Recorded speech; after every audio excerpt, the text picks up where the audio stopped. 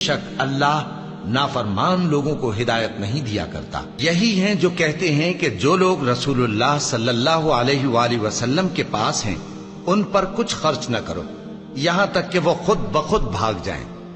حالانکہ آسمانوں اور زمین کے خزانے اللہ ہی کے ہیں، لیکن منافق نہیں سمجھتے۔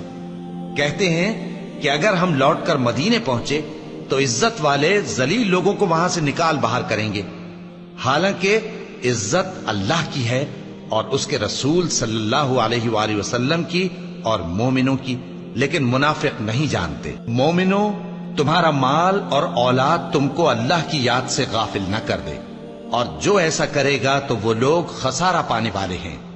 اور جو مال ہم نے تم کو دیا ہے اس میں سے اس وقت سے پیشتر خرچ کر لو کہ تم میں سے کسی کی موت آ جائے تو اس وقت کہنے لگے کہ اے میرے پروردگار، تو نے مجھے تھوڑی سی اور مہلت کیوں نہ دی